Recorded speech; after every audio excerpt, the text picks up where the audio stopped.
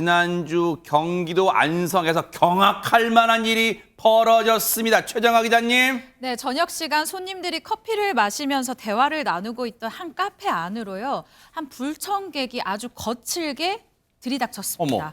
대체 어떤 불청객이었는지 영상으로 함께 확인하시죠.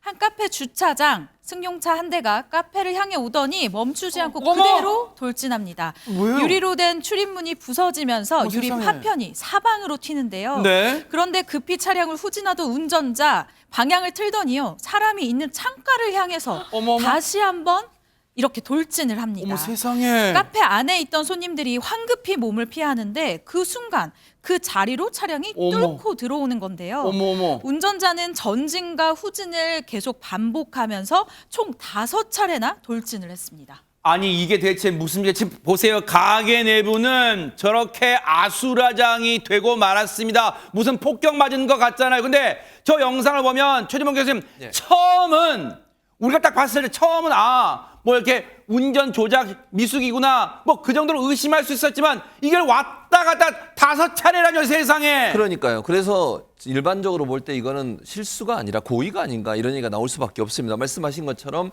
같은 카페를 향해서 그것도 방향을 바꿔가면서 5차례. 이 말은 의도적으로 운전자가 했다고밖에 볼 수 없는 거죠. 아하. 예컨대 만약에 급발진이라든지 아니면 다른 요인 때문에 그랬다고 하면 한 번 하고 끝났어야 되거든요. 그렇죠. 근데 후진을 했다가 또 방향을 틀어가지고 손님 있는 쪽으로 또 들이받지 않습니까? 네. 이런 상황이라고 하면 이건 의도적이다라고 볼 수밖에 없고 이게 지난 2일 오후 8시 10분에 안성에서 있었던 일인데 아하. 문제는 저 안에 손님들이 있었다는 세상에. 거예요. 혼비백산에서 지금 막 다른 데로 피하시잖아요. 그러네요. 저 위험한 상황에서 어떤 이유인지 모르지만 사람을 위협하는 아주 위험한 행동을 했다고 볼 수 없습니다. 상황을 목격하시던 분이 계셨습니다. 들어보시고 얘기 이어가 보도록 하겠습니다. 느닷없이 차가 주출 입구를 한번 들이받더니 후진해서 계속 옆에 유리창을 한 3, 4회 정도 들이받더라고요. 근데 안에 손님들이 또 계셨었는데 놀라서 우왕좌왕 뛰어다니시고 그런 거 신경 안 쓰고 그냥 막 들이받더라고요. 영화에서는 보던 일이 눈앞에서 일어나니까 조금 놀랐었습니다. 한가운데 손님들 계셨었는데 그분들은 현관문 이제 가격했을 때 이제 옆으로 피하셨던 것 같습니다.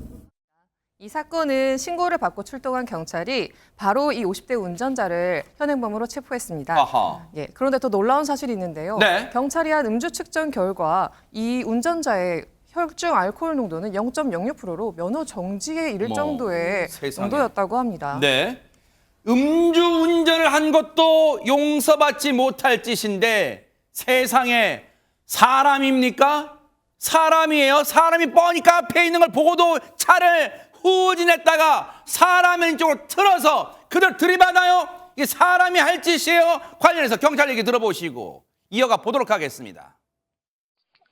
채권 채무 관계가 좀 있었던 것으로 보여져요.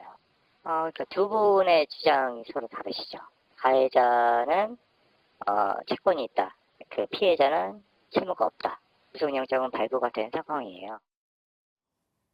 아니 근데 최정아 기자님 이 대목에서 지금 채권 채무 얘기가 나오고 있네요. 네, 그렇습니다. 이 남성은요, 경찰 조사에서 빌려준 돈을 받지 못해 범행을 했다라고 진술을 했습니다. 어허. 즉, 해당 카페를 운영하는 사장이 과거 자신에게 돈을 빌렸는데 이 채무 관계가 해결되지 않아서 이 카페를 박살을 냈다. 어머. 라고 진술을 한 거예요. 사람이 할 짓이 그래도 네. 그렇죠. 그런데 이 카페 사장 측은요. 네. 이미 4년 전에 모든 채무 관계가 정리가 끝났다. 갚을 돈이 없다라고 주장을 해서요. 이 입장에 아주 팽팽하게 맞서고 있는 상황입니다. 이 돈 문제는 양측의 입장이 180도 다르니까 이건 따져보면 될 일이지만 박성배 변호사님 아무리 100번 양보해서 채권 채무 관계에 남아있다 하더라도 이게 사람이 할 짓이에요. 어떻습니까 이분? 운전자에 대해서는 이미 구속영장이 발부됐습니다. 운전자의 혐의는 특수 재물손괴와 도로교통법 위반인데 경찰은 범행 동기를 확인하는 차원에서 양측의 채권 채무관계를 조사할 예정입니다. 그렇지만 이 사건에서 위험한 물건을 이용해 재물손괴 행위를 저질렀을 뿐만 아니라 반복된 범행을 저지른 행태로 볼 때는 반드시 누군가에게 해를 끼치겠다는 의사로도 읽혀집니다. 여기에 음주운전까지 더해져 있다 보니 이대로 수사와 재판이 진행된다면 적어도 징역 10월에서 1년 정도는 선고될 것으로 예상됩니다. 이 채권 채무 관계가 존재하는지 여부는 불분명하지만 비록 채권 금액이 남아 있다고 하더라도 이를 과격한 방식으로 해결하려다 보면 오히려 형사 사건의 가해자가 될 수 있습니다. 구속영장은 일단 발부가 됐어요. 죄질이 나쁘다는 거잖아요. 그리고 보세요. 저 50대 운전자, 이 일을 저지른 사람은요. 저 차량 있죠. 고치지 말고 대대로 보관하세요. 그래야 혹시라도 살면서 뭔가 나쁜 마음을 먹고 싶을 때 그 차를 보면서 아, 내가 이러진 말아야겠구나 반성하는 좋은 본보기가 되지 않을까 그런 생각 감히 해봅니다.